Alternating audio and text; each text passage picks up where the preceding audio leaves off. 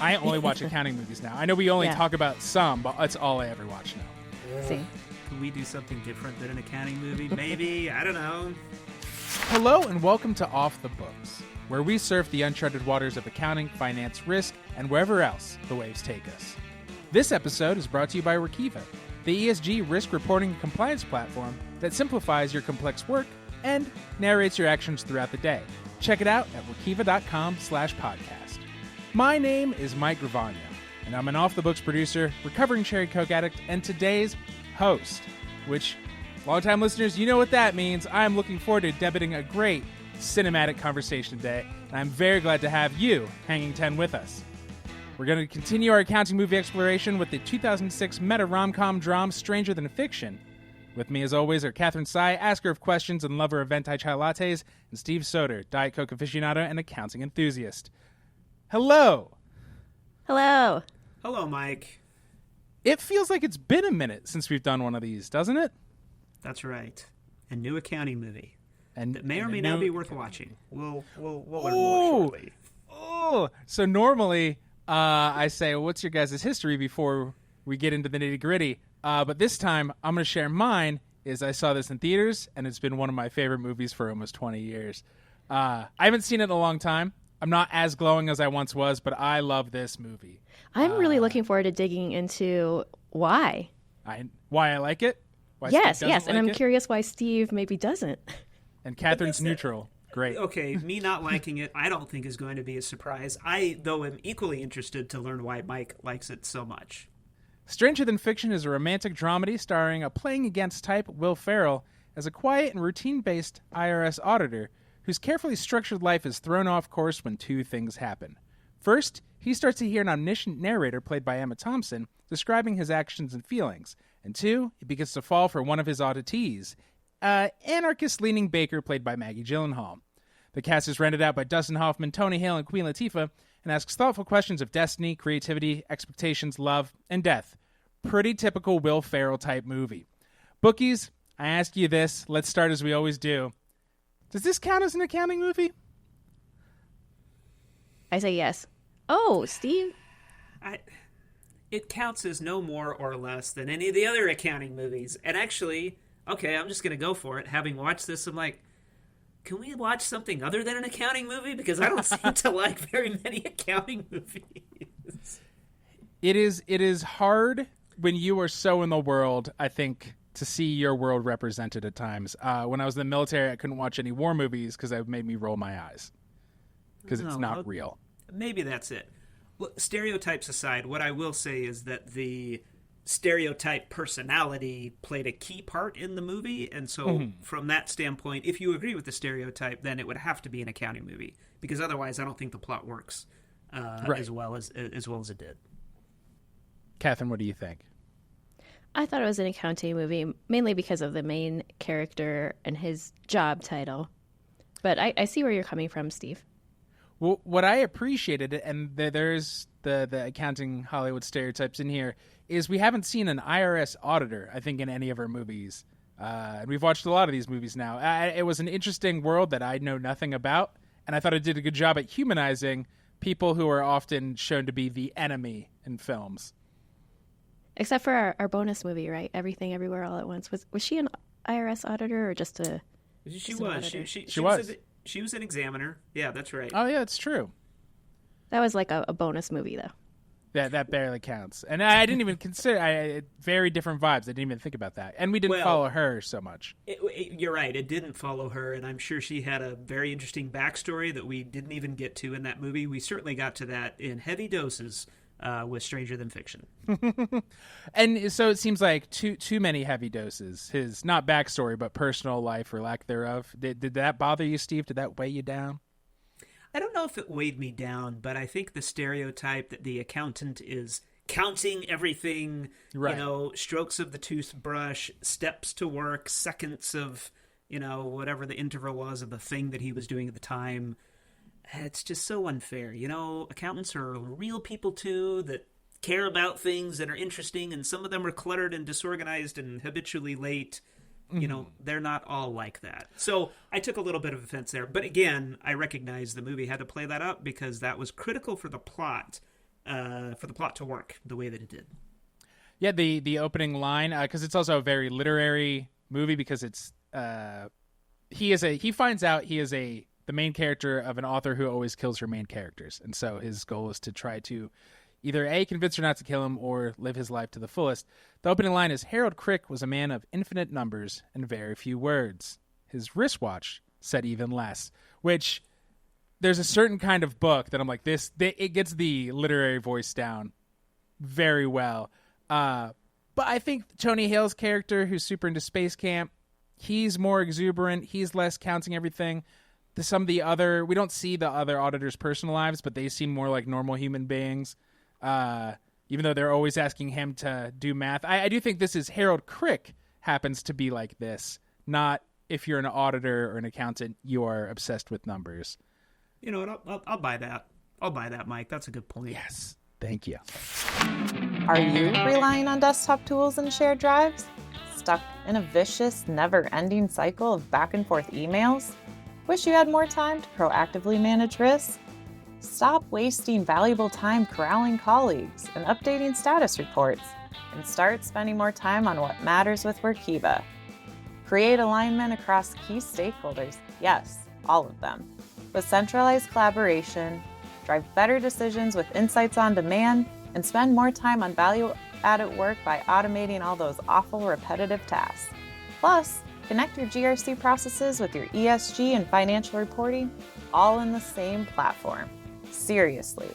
See why audit and risk teams love Workiva at workiva.com/risk. That's WORKIVA.com/risk. Transitioning from accounting into the literary meta-ness of it, were you guys like, oh, cool, this is kind of a fantastical movie, or were you like, this is not what I expected, nor is what I signed on for? Why are we watching such a meta movie?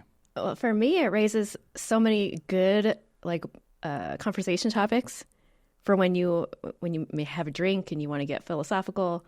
So I was curious if that's why this was one of your favorite movies, Mike, or if it was something else. I'm a sucker for metatextual things. I'm trying to be less that. I saw Scream at too young of an age, and it blew my mind because I was like, this movie knows it's a movie.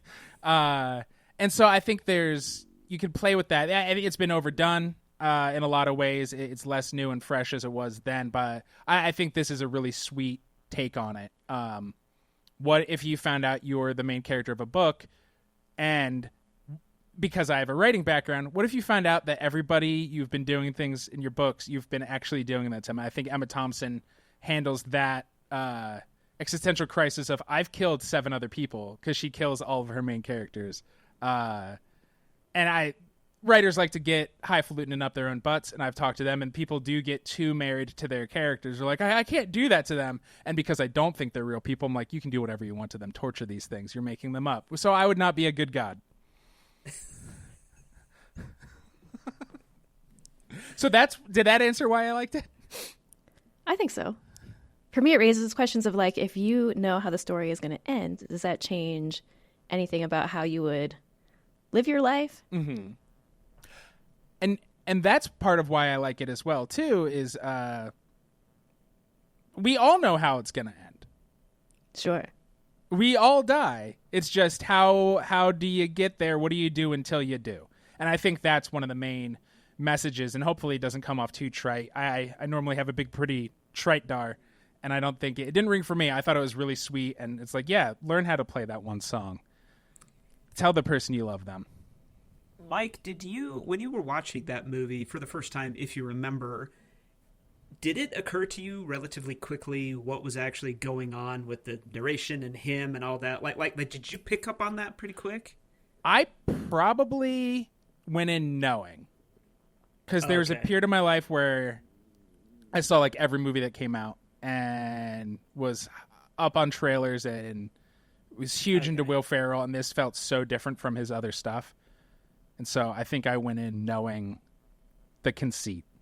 Okay, because I was as confused as Will Ferrell's character was in the movie. I'm like, what is going on here? Can somebody please help me understand? I think maybe that was part of my frustration with the movie at first, is that, I was tired. It was, it's been the end of a long day, and now I got to watch this movie for work, and that's weird by itself. And it took me a minute to figure it out. Steve, did you ever get on, once you figured out the conceit of the movie, were you ever like, all right, I'm in for the ride? Or it sounds like you were just frustrated the whole time. No. I wouldn't say I was frustrated the whole time, but I struggled because in my head, when I'm thinking about these accounting movies, it's about the accounting. Mm-hmm. And I know that sounds so silly and so dumb. How many of these have we done? Like at this point, like, Steve, if you haven't figured it out, like, man, you're as dumb as a rock. But honestly, I think I kind of struggle with that because I think behind the scenes, my head is constantly trying to like map out, okay, where is the accounting going to come into play?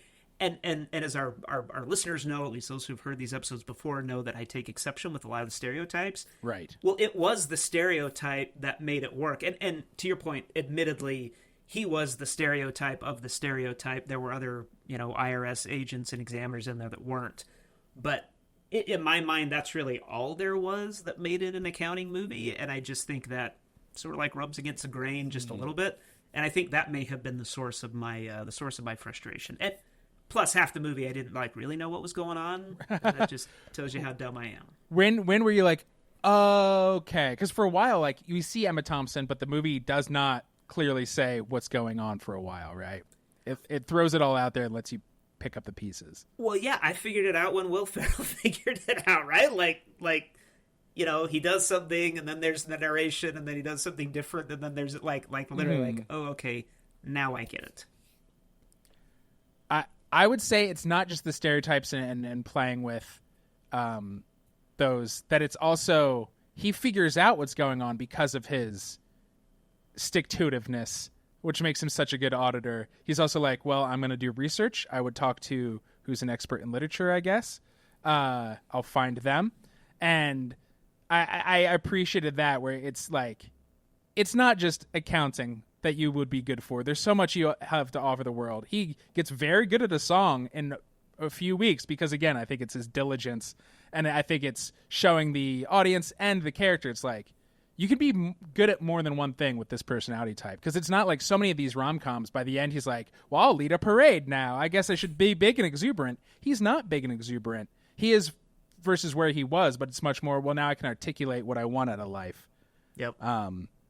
He's very un-Will Ferrell, too. Have either of you seen him in a role that he is not a big cartoon character? I don't think so. Not really. I mean, no. Not a major character where he's not a cartoon character. I mean, I think he's had side roles in various parts, sure, but I would argue even those tend to be fairly Will Ferrellish. That's probably why he was cast for those roles. But no, this was new to me for sure. A similar one in that he's very not Will Ferrell is Everything Must Go, where I want to say his wife kicks him out and throws out all the stuff, and he just puts it up on the lawn, and the lawn looks like a living room, and he lives out there for a couple weeks. That is much darker and more depressing, but also very against the grain of Will Ferrell. There's a short period where he's like, what if I could act like a human being in movies? And I was here for it. I love Will Ferrell since the SNL days, but unpopular opinion, I don't love Talladega Nights. I can get the Will Ferrell character and shtick can grate at me at times. And Are either of those two accounting movies? No. Oh, so we can't watch those. Not legally, we can't ever watch them. I only watch accounting movies now. I know we only talk about some, but that's all I ever watch now. See? Can we do something different than an accounting movie? Maybe. I don't know. Did you like this more grounded, quiet version of Ferrell? I didn't love it, but it did kind of highlight for me how great all the other actors are in the movie. I love Maggie Gyllenhaal in this, loved Tony Hale, Dustin Hoffman, and Emma Thompson I thought did great. Queen Latifah didn't have much to do, but she put in the work. She also, I thought, played against type because she's big and brassy when she's in movies, and I liked this very quiet, I'm going to get the job done. And it felt like with those two, they're like, okay, we're going to get these two bigger personalities, mellow them out, and then put in these just really good actors and fill it in. Yeah, I love the cast of this movie. I would completely agree with that point. And that was unique because normally with Will Ferrell just sort of like sucking up all the attention by design. Presumably that's why they would have cast him in the first place. In this case, that did, as you say, give the chance for everybody else to sort of like shine equally and put like a bigger spotlight, I think, on everybody, as well as the connectivity between the characters, their relationships with each other. It wasn't just like completely overshadowed. Because actually when I saw Queen Latifah, because I didn't realize she was in the movie until I actually saw her, and I thought, oh, okay, you know, here's the big personality, right? Like let's see what happens here. And not at all. I actually felt like she played that role really, really well. Yeah, it's an indie comedy from the mid-2000s, which means very quiet. It's not quite mumblecore, which was its own strain of comedy that gets too grounded and quiet for some people, but it's definitely not the big studio comedy vibes ever. There's some loud moments like the wrecking ball going through his apartment, which feels so shocking because the movie's so like mellow. What was up with that? Like, so that is the conversation Hoffman, who's the literary professor, and Will Ferrell have said. He's like, okay, let's find out if you drive the action or the action drives you. Those are two main kinds of books. Do nothing. Don't even answer the phone. And this is saying the plot drives Will Ferrell because he can't stay in there. And if he was, the universe itself will contrive a way to get him out of his apartment so the things that have to happen in his life will happen. Okay. Well, that's why I thought that's what was going on, but it scared the crap out of me. Like, it was, like, startling. I was like, what is going on? Anyway. It truly is unsettling. I want you now, like, in a couple years to watch it again, Steve, now that you know what it's about, to see if you like it better or not. So you're not just like, what is going on? I'm rough, man. I'm rough. I would never want to go see a movie with me. Catherine, it feels like you're neutral. If I love this and Steve's like, not so much, are you just in the middle? I think so. I didn't love it, but I thought it was interesting, worth talking about, raises some good questions. I think the reasons I love it now are different from when it came out. I think I was just like, oh, he could hear the narrator and he's the kid. Oh, that's so cool. But now I just really like the thoughtful performances and how the characters, the interconnectivity. And I think the messages of the movie, I find they're not beating you over the head about it, that it's about finding connections. And that's going to be hard sometimes. I don't know. That's the main message I got from it. And I thought everybody did a great job. I agree on the thoughtful performances. And it's also just having a writing background, just the idea of like, what if you had the power to decide everyone's fates? What would you do with that power? One thing that I thought, and I will say this is in a moment of introspection that probably shines a better light on this movie, one of the things that I have found is that when you take that stereotypical accountant and you give them an opportunity to do something different and to shine, and I'm talking now professionally here, either through a public speaking thing, or maybe they have to give a big presentation at work in front of a lot of different people. Maybe it's an all-company meeting, something like that. I've generally found that they will embrace that and they will knock it out of the park because they were given license or permission or maybe even a request or a mandate to do something like that. And there's almost that click, there's almost that moment where, hey, I can get out of my shell and I can actually do a pretty good job if I put some work and some effort into this. And you see that flip of maybe not a classic introvert, but an introvert by appearance anyway, kind of like busting out and breaking out of their shell. And then in some ways actually becoming a little bit of a different person because they found this maybe new person that professionally hadn't existed before. And I actually saw that in Will Ferrell and the character. And it did make me think of instances where I've seen that happen with people that I've worked with or the companies that I've been at. And like, that was kind of cool. And that was actually fairly real in that sense. Obviously, the circumstances, and this is a movie and all that, so that was different. But I've seen that transition happen before. And it's kind of neat. Like, it's sort of cool to see that. And you could imagine this character, Will Ferrell, going back to work as an IRS auditor, but yet becoming a completely different person. Not unlike those other characters, also with the IRS, who weren't the stereotypical accountant. Right. A little looser, a little, maybe they won't lean on him just to do their calculations. Right. Right. Exactly. Let's get to our awards, starting with the best accounting moment of the movie. Catherine? It was kind of when I think Will Ferrell was talking about he was an IRS auditor who dated oh shoot, I'm going to mess it up. an IRS auditor who dated a Actuary. yeah. No, yeah. His girlfriend left him for an actuary, accountant left him for an actuary, something like that. I messed it up. I'm sorry. What is an actuary? Dumb question. They like look at the numbers to project risk, right? And I mean, actuaries work a lot sometimes in the pension field or the insurance field, and they kind of model out go ahead, Steve. No, you're doing a great job. I mean, probably the best example would be life insurance. So if you're going to issue a life insurance policy, it's going to be important to you to know about when people are going to die based on certain factors, and an actuary would go through the science, the very rigorous science of that analysis and figuring that out. Of course, that's used in many ways, in many fields beyond insurance, but I'd say that's probably the easiest conceptually to think of. Nice. I learned something today. So as far as my favorite accounting moment, Yes, which sir. actually was an accounting moment, is when he and I can't remember the other lead character, what her name was. Maggie Gyllenhaal? There you go. But when they were talking and he was saying, hey, you can actually deduct the food that you give away as a charitable contribution. That was a true accounting moment. I was certain, Catherine, that you were going to pick that one and you didn't. I figured you would pick it. That's my accounting moment. Best accounting moment, because it was a real accounting moment. Mine is also a him and her. I think we didn't talk about her a lot, but I think she's a phenomenal actress in everything she's in. But I think she brings an awesome. She's not the full manic pixie dream girl. She feels like a real human being here for him to fall for. And I also get why she's into him. But he's there to audit her.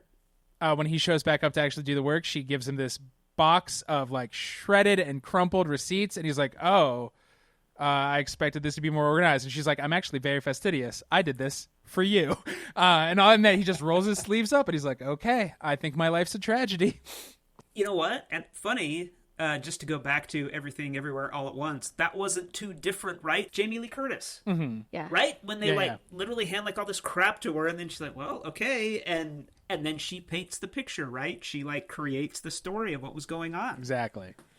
I believe that may have been my best accounting moment of that movie. Maybe our audience can fact check me on that and put it in the comments. But I think that may have been at least one of the favorite accounting moments from that movie. Sounds familiar. All right. Best or pound for pound performance. Start with you, Steve. I mean, I feel like it's a cop-out when you say the main character, Will Ferrell, but I actually thought he did a really good job. And to me, that's with the backdrop of who he normally plays, right? Really, really loud, just, a massive cartoon. And in this one, he wasn't. There were times when you could tell he kind of switched on, right? I think it's the pictures that you can see in the clip of him yelling at the narrator. But I thought Will Ferrell did a great job. I don't think anybody did a bad job. Let me put it that way. Catherine?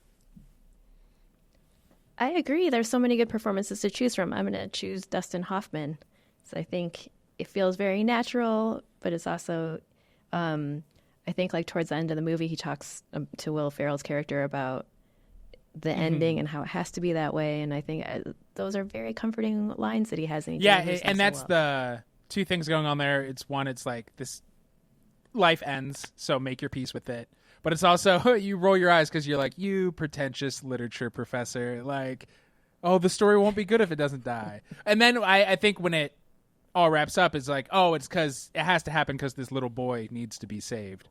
Our final award is best scene / worst scene, where you can choose one of those or do both. Catherine? Oh, I forgot to think about this. Okay, Steve. Come back to me. I can start. Yes. A moment I think about all the time is when he's decided he's gonna go for it and make romantic overtures towards Maggie Gyllenhaal. He brings her a box of flowers, but it's different kinds of flour because she's a baker, and that's one of those it's sweet, it's thoughtful, it's so cute. It tickles me. And another great, I just love the two of them together, is when he's I'm sorry for ogling you, because he can't. The way he says ogle and draws it out into 4 syllables is so funny. And it's oh yeah, he can be very funny and be quiet at the same time. It's not always yelling.